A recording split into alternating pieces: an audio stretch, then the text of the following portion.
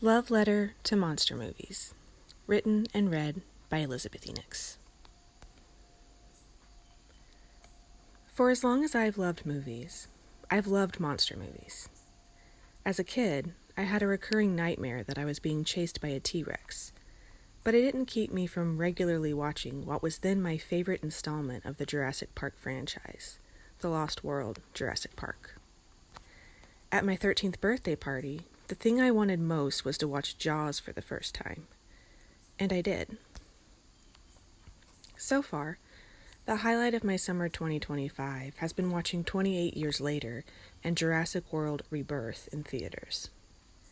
When Primitive War hits theaters this August, you can bet your ass I'll be buying a ticket. Research suggests a plethora of psychological reasons why some people are compelled to consume horror.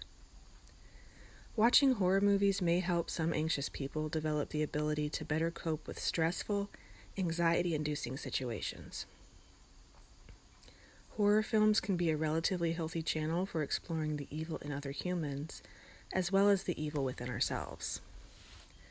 As books like It Came from the Closet and Men, Women, and Chainsaws demonstrate, horror, due to its tendency to subvert societal norms, think Final Girls, is also uniquely capable of validating and inspiring those who live on the margins of society. Watching horror movies for any of these reasons, or all of them, makes sense to me. But when it comes to monster movies in particular, the reason for watching that resonates most with me is one theorized by Matthias Klassen. In the introduction of Klassen's book, Why Horror Seduces, Klassen seems to suggest that horror appeals to humans because it dials into the hypervigilance experienced by our ancient human ancestors, but within a safe, make-believe context. Klassen writes, "The well-told horror tale, in whatever medium, can evoke very real and very strong emotional and physiological reactions in us, essentially sending us on a backwards evolutionary roller coaster ride, straight back to our deep history as hunted prey. And we love it."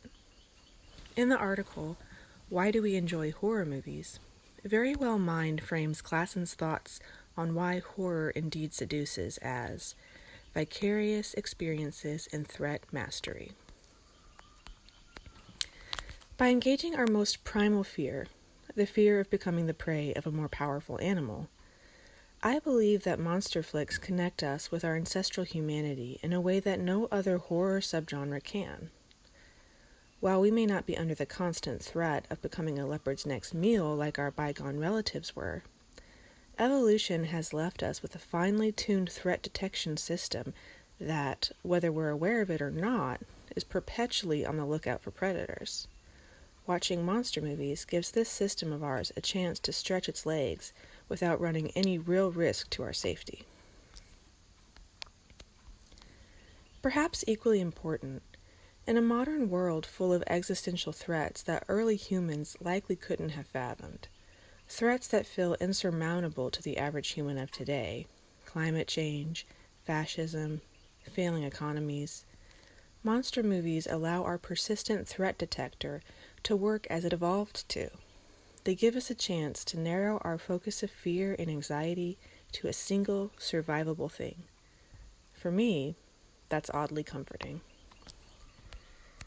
The popularity of monster movies, and my personal love for them, undoubtedly also stems from the ancient human tradition of telling terrifying stories about terrifying creatures. For as long as humans have been creating societies, we've also been creating monstrous tales to tell each other, whether as entertaining distractions, conceivable explanations for why bad things happen, or warnings that, when heeded, might prevent real harm.